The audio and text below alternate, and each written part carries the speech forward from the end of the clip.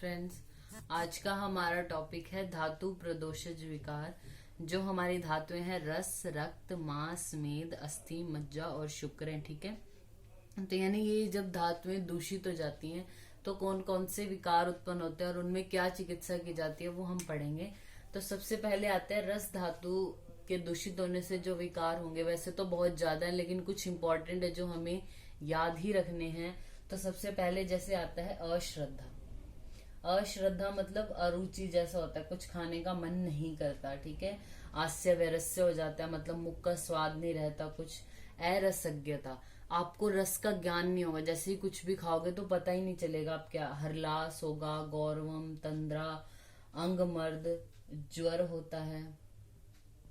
ठीक है, और तम यानी नेत्रों के आगे अंधेरा सा आता है, ऐसा प्रतीत होता है।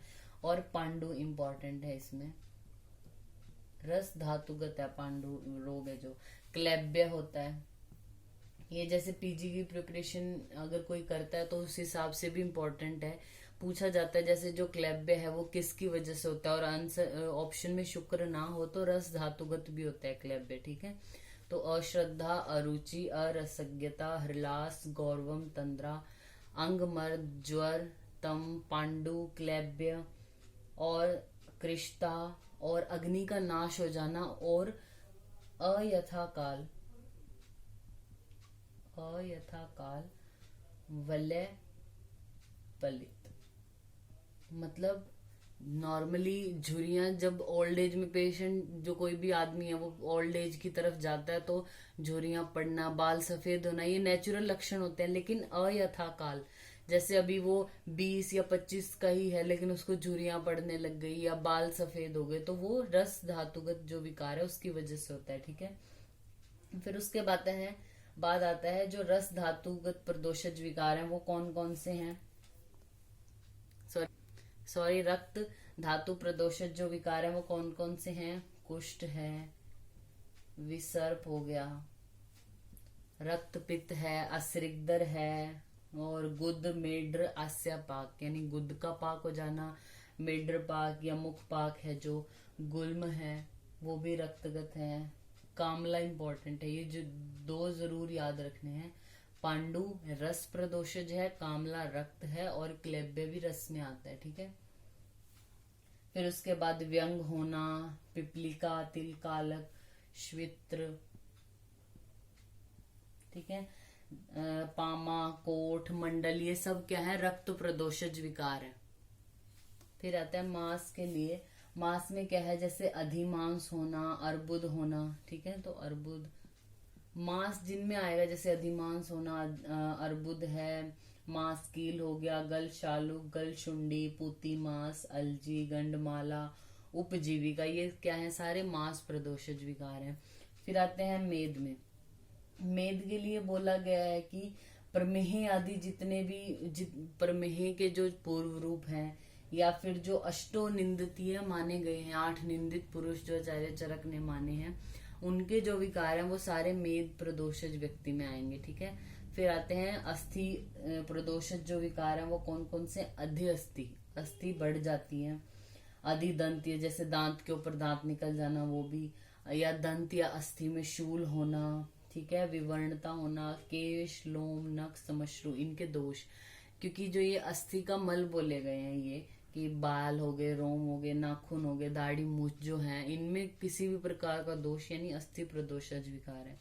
फिर आते हैं हमारे मज्जा प्रदोषज विकार। मज्जा प्रदोषज विकार में क्या है, पर्वों में वेदना होती है, पर्व रुक। ठीक है, भ्रम होता है पेशेंट को, मूर्छा आ सकती है और दर्शनम तम यानी अंधकार दिखाई देता है एकदम, जैसे उठता है तो आंखों के सामने अंधेरा आ जाता है उसके। ठीक है, और ये भी बहुत इंपॉर्टेंट है कि जो पर्व होते हैं हमारे यानी जो जॉइंट्स हैं उनपे स्थूल मूल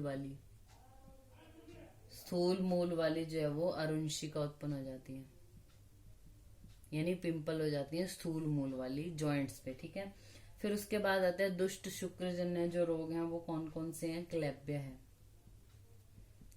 तो अगर आपको ऑप्शन टाइप में कभी पूछा हुआ हो कि जो क्लैब्य है वो कौन सी धातु प्रदोषज विकार है, तो रस और शुक्र अगर दोनों ऑप्शन में है तो दोनों टिक होगा, और अगर शुक्र नहीं है तो रस टिक होगा। ठीक है, ये आपको पीजी के अकॉर्डिंग बताया। ठीक है, वैसे भी अगर आपको अगर क्वेश्चन आता है पेपर में भी, जैसे 4th ईयर के हिसाब से बता रही हूँ, तो भी अगर आप ऐसे लिखते हो क्लेब्य, तो अच्छा मतलब अच्छा इंप्रेशन होता है इस चीज का। ठीक है, क्लेब्य है जैसे अहर्षणम, यानी हर्ष नहीं होता पेशेंट में। ठीक है, और जो भी अगर उससे संतान होती भी है उस पेशेंट से, तो वो नपुंसक होगा, अल्पायु होगा, कुरूप होगा। ठीक है, गर्भ अगर रह भी जाता है तो जल्दी गर्भ श्राव या गर्भपात हो जाता है। ठीक है, फिर हम उसके बाद, ये तो हमने धातु प्रदोषज विकार पढ़ लिया। अब हम इनके पढ़ते हैं ट्रीटमेंट। अब ट्रीटमेंट में सबसे पहला आता है रस के लिए। तो रस जो रोग है उनकी चिकित्सा क्या है? सर्व लंघनम औषधम। ये श्लोक का वर्ड है कि यानी जो रसगत विकार है उनकी मेन ट्रीटमेंट क्या है? लंघन करना। ठीक है, फिर आता है रक्तगत जो विकार है उसके लिए एक श्लोक आता है, अगर आप याद कर सकते हो तो कर लेना। कुरियात शोणित रोगेशु, यानी शोणित रोगों में हमें क्या करना है? रक्त पित्त हरिम क्रिया, रक्त पित्त को हरने वाली चिकित्सा करनी है। रक्त पित्त हरिम क्रिया, विरेकम यानी विरेचन, उपवासम चैव, श्रावणम शोणितस्य च यानी रक्त मोक्षण। अगर आप श्लोक याद नहीं रख सकते तो ये 4 पॉइंट है कि रक्त पित्त को हरने वाली चिकित्सा, विरेचन कराना है, उपवास और रक्त मोक्षण कराना है। अगर श्लोक याद करना है तो कुरियात शोणित रोगेशु, रक्त पित्त हरिम क्रिया, विरेकम उपवासम च, श्रावणम शोणितस्य च। ठीक है, फिर उसके बाद आता है जो मांस प्रदोषज विकार है, उसमें क्या बोला गया है? संशुद्धि, शस्त्र, शार, अग्नि कर्म च। जो मांस प्रदोषज विकार है उनमें हमें संशुद्धि यानी जो वमन विरेचन है वो कराना है, शस्त्र कर्म कर सकते हैं, शार कर्म कर सकते हैं, और अग्नि कर्म के द्वारा उपचार करने हैं मांस प्रदोषज विकारों में। मेद के लिए क्या बोला गया? मेद प्रदोषज विकारों में कि जो अष्टोनिंदतीय अध्याय है उसमें जो भी चिकित्सा कही गई है, ठीक है, उसका पालन करना है। फिर आती है अस्थि प्रदोषज जो विकार है, उसमें क्या कहा गया है? पंचकर्म, पंचकर्म कराना है, बस्ती देनी है, और क्या करना है हमें? जो तिक्त द्रव्य हैं, तिक्त द्रव्य से सिद्ध किए हुए शीर और घृत का प्रयोग कराना है। ठीक है, तो इसके लिए भी क्या बोला गया? पंचकर्माणी भैषजम, बस्ती, शीर, सर्पिशी, तिक्तोपहितानी, यानी तिक्त द्रव्यों से सिद्ध किए हुए दूध और घृत का प्रयोग कर सकते हैं।